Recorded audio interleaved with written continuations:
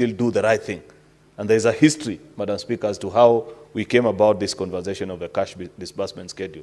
This is something we introduced about 2016 or thereabouts, Madam Speaker, because initially, what used to happen, you'd find that counties at the end of the financial year are being lanked by nearly half of what was the equitable share, and they're actually being asked to consume it before the 30th of June, which is the end of a financial year. And that is what arose or led to many, many scandals, Madam Speaker, if you remember the first cycle of governance between 2013 and 2017, because many of them were doing hurried procurements just to fulfill and tick off requirements that they have funds finally in their accounts after waiting, and there was all the messes that we continue to read about up to today. And therefore, this serves as an important guide. It is a true north, Madam Speaker, in terms of shareable revenue to counties. And we must continue to push until such a time, Madam Speaker, where counties will get their funds on time and without undue delay, as expected by the constitutional dictates of our country, Madam Speaker. You know, previously, and I must celebrate this because I remember, I think last year, when we said that it's a good thing, finally, by 30th of June, the National Treasury had submitted every coin that is due. Many people that didn't understand the history again of how equitable share was being sent to counties felt that there's nothing worth celebrating about. But I felt that it is an important achievement because there are times, Madam Speaker, where counties in the month of August and September of a new financial year, Madam Speaker, will still be waiting for the last disbursement of the previous financial year. And that put them in very difficult situation. This problem that we have in the counties of pending bills, Madam Speaker, is on account actually of revenue to the counties that is not sent at the right time, Madam Speaker, or disbursed at the accurate time. Though there are other reasons, but this is one of the main reasons, Madam Speaker, that contributes to actually pending bills accruing. I know that many county governments have since established creative ways, Madam Speaker, of filling the gap, many of which end up costing taxpayers money, additional funds. They have signed, I think, agreements with various banks, KCB, I don't know which one, where at least particularly for salaries, even if there's a delay, they consistently get their salaries. And you have to understand where county governments are coming from. Because if you're a governor and it's 6th, you can't be pushing people to come to work early when you have not paid them their salary, Madam Speaker. It might be true that some of them don't even have fare. So we must continue to push and demand from the National Treasury that with the same seriousness that they treat debt, because I know debt is a first charge on the on account to revenue that has been raised nationally, Madam Speaker, that they must treat cash to our, cash disbursement to our counties with the same level of seriousness, Madam Speaker. Because in any case, the Constitution has already divided these funds between what remains at the national government and what goes to the county governments, Madam Speaker. And it's unfortunate that up to date, Madam Speaker, we have to push and issue statements here, sometimes even threats from Council of Governors for some of these disbursements to be issued, Madam Speaker. I strongly believe, Madam Speaker, that that was not the expectation of our Constitution. Having said that and having explained and appreciated the need for this report, Madam Speaker, there are a few things that I must say about our county governments as well, Madam Speaker. First and foremost, we must continue to be the house that pushes for the realization of the devolution dream in the Republic of Kenya. The Senate is properly placed in this constitutional architecture to be the defenders of the interest of county governments. By the same vein that we are pushing for county governments to be funded, we must continue to speak up against the misuse of public funds in our county governments. Both misappropriation, Madam Speaker, or even misbudgeting and all the malfeasance that we see in many of our county governments, Madam Speaker. We must continue to be the voice of reason in the devolution conversation, because at least the office of the senator in any county government, Madam Speaker, they don't have any other interest other than the interest to ensure that service is delivered to Mwananchi.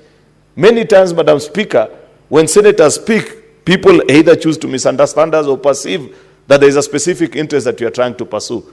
That is not the case. Many times, I am very clear, Madam Speaker, that when we insist that monies be put to prudent use in our county governments, Madam Speaker, that perhaps maybe we have interest against certain individuals. We are sent by the call of duty to just expect that our county governments will perform in an optimal manner, Madam Speaker.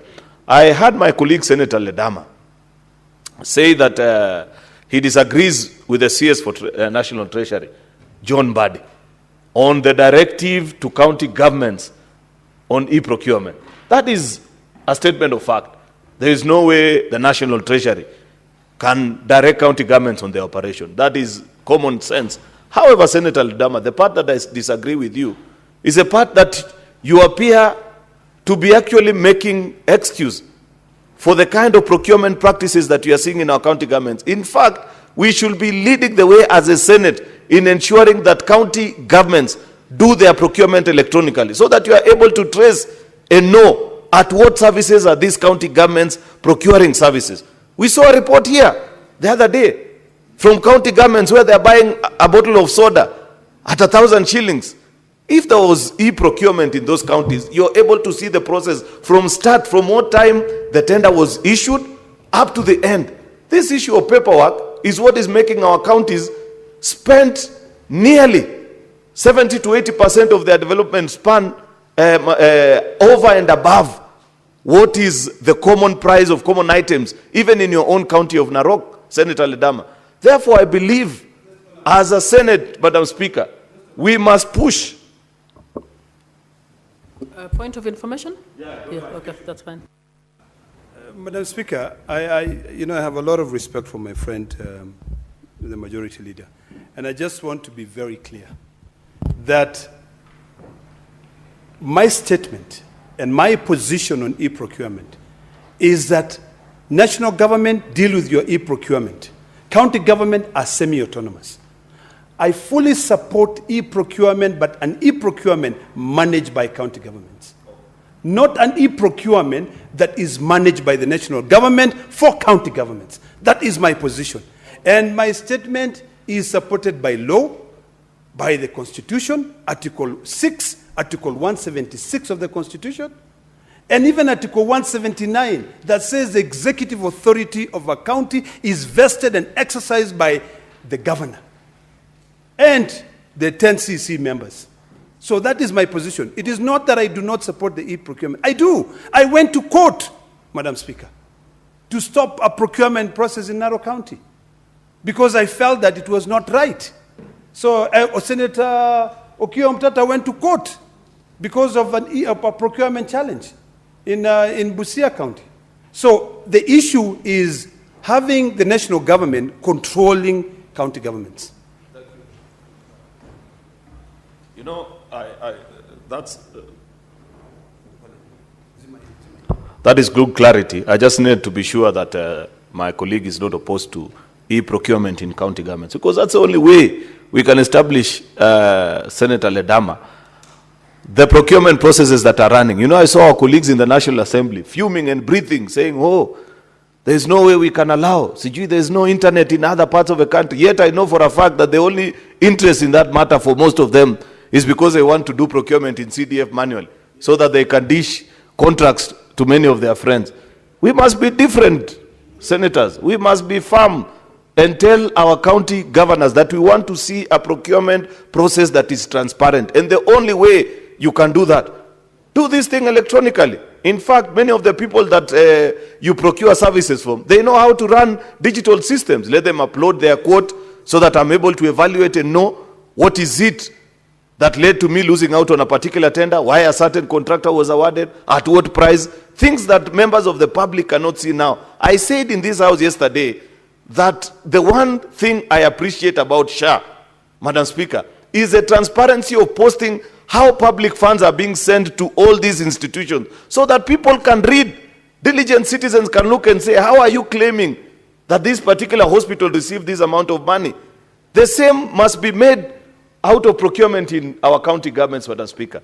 The second issue that I wanted to speak about, colleague senators, is that we must continue to push for efficiency in our county governments. Last session, when we tabled here the reports from the Public Accounts Committee, Madam Speaker, on financial year analysis of all our 47 county governments. Doesn't it bother you, colleagues senators, that of all the 47 counties, first of all, none meets the statutory edict of using up 35% of your resources on actual development? Doesn't it bother you that more than half counties, more than half of our 47 counties, Madam Speaker, are spending half of their shareable revenue to pay just salaries? Senator Kalwale, that will bother you. If the 10 billion you're sending to Kakamega, 5 billion is being used to pay the 10,000 people you're talking about, shouldn't we be concerned as a house? Those are the things that we must begin to speak about, Madam Speaker, if we are true to the dictates of our constitution on the objects of devolution. Because I believe, Madam Speaker, that when Kenyans voted for this constitution, they believe that they were voting for services to come closer to the people. It's not for one individual in my village to be employed. Then a governor comes and says, oh, you know, in this village, I've employed so-and-so as this, as a warden or the other.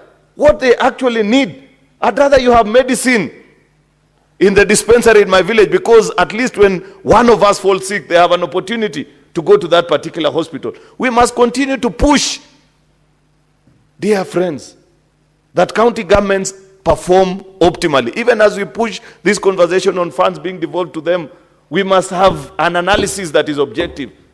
Madam Speaker, you know that I have said many times that I went back to school to better my understanding of issues. And in my project, because each time you study, you must submit a project proposal. I have submitted a project proposal on the efficiency in county government, how to measure it empirically, so that we don't have this funny business by some pollsters who keep coming to us and telling us, oh, I don't know, Governor so-and-so is ranked better, but no empirical way of checking. You pay 50 to 100,000 and then they rank you. We want a scientific way of checking. When you are elected as governor, how much was being collected as own source revenue in a county? How much is being collected now?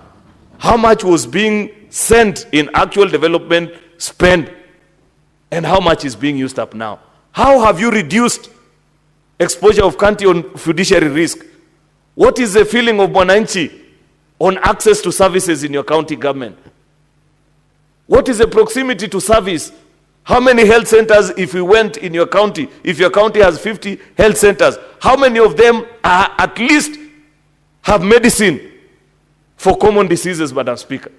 Or we are likely to find just the free things that they give, which are used by young men that I don't want to mention, on the floor of the Senate. Because that's what you find in many of these dispensaries. Not to say that they're not. Okay, Senator Mungatana is reminding me that even old men use those things. I don't know how true and what it is. Okay, it is Senator Chesang, Madam Speaker. But the point that I'm making is that, as a Senate, having sat here as an institution for our third cycle, surely it is not beyond us to find ways of pushing for better and more prudent ways of spending these resources that we send to county governments in a way that is objective, so that when Senator Boni Kalwale speaks, people don't say it is because he wants to unseat Governor Fernandez. People can see and say, okay, the senator is making a fair point. Madam Speaker, I believe that before the end of our term, it will be a failure of monumental proportion if, as a House, we will not have elevated this conversation on performance of our county governments to be just beyond the reports of PAC and CPI committees. There must be better ways, Madam Speaker, that we can check, so that even we cost these functions and are able now to go back to our colleagues in the National Assembly and say 415 is not enough because of reason A, B, C, and D, Madam Speaker. I believe, Madam Speaker, that this House has sufficient competence in both the senators and the technical staff that we have that can lead us into that direction.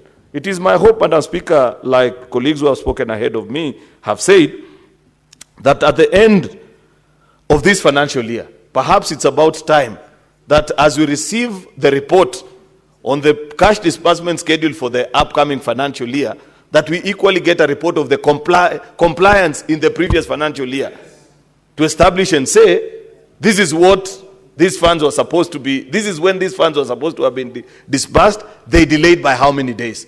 so that then we continue to push on this particular item and ensure that our county governments are properly and sufficiently funded to take services closer to mwananchi. With those many remarks, Madam Speaker, I beg to support and hope our colleagues, we can conclude on this debate actually today so that money can flow as it's supposed to be to our county governments. I thank you, Madam Speaker. Senator Sifuna. Madam Speaker, I hope the majority leader understands the feeling of the futility of this exercise year in, year out, because he himself has expressed those frustrations that, in fact, after we do all this, nothing actually is followed by anyone. From your contributions, it sounded to me as if this disbursement schedule is just a suggestion to the National Treasury that they can, he used the word a guide. And the Honorable Speaker, I was listening to him keenly. He said that this Senate introduced this tradition of passing a disbursement schedule in 2015, when he said that at that particular point in time you would find 50% of the money due to counties going only to counties only at the end of the financial year. But Majority Leader, the question I'm asking myself, because when I read the report of the committee, they are still talking about 42% of the money that was meant to go to counties in the 2024-25 financial year having been disbursed in the final quarter. Are we really making progress with this piece of legislation? So, Honorable Speaker, you look at the schedule that is attached to the report. It creates this image that because Nairobi has been allocated 21.4 billion shillings in this financial year, 1.7 billion shillings should be released to the county government of Nairobi on the 15th of each month. On the 15th of each month. But this has never happened. As we speak today, I think the county governors are telling us in the County Public Accounts Committee that the last disbursement they received was for the month of July. So, Honorable Speaker, we are asking ourselves certain questions. If indeed this document is supposed to tie the hands of Treasury so that there is a predictable flow of funds to the county governments, why is it never respected? And that is the reason why I was telling the Majority Leader at the advent of this debate that it would have been better for us to spend more time on the questions and statements and say the things that need to be said, because this one, from my perspective, is an exercise in futility. Even in your own personal life, Honorable Speaker, if you don't know when and if you are going to be paid, how do you plan yourself? How do you know when you're supposed to receive the money to pay your rent, to buy food, to be able to take your kids to school? It is very difficult. And in fact, Senator Khalwale had made a suggestion here that we should tie the hands of Treasury further and require that they disburse this money. I think he said every month, or I don't know what he said. But for me, in view of what has been happening with our county governments, my suggestion would actually be that this money be released every quarter at the beginning of the quarter, so that the county governments can be able to have at least a 3-month supply of resources to be able to take care of the jobs that they've been given to do under the Constitution. Now, Honorable Speaker, we have always argued that the National Treasury has never understood that it is not a national government treasury, that it is a treasury for both levels of government, so that from their behavior and conduct, one can be almost persuaded that they do not consider county governments a priority. The National Treasury does not consider money that is supposed to go to county governments a priority. So they will do other things. And because we live in this country, Honorable Speaker, we can see where the other money is going. You know, 3/4 of the budget is retained by the national government, and we can see where the money is going. How can you host 10,000 people at once, and all of them live with 10,000 shillings? Where are you getting that money? Where are you getting that money? If a governor were to pull such a stunt, the EACC would be in his office tomorrow. But we are seeing it. Every single time, huge delegations being hosted and being given money. So, Honorable Speaker,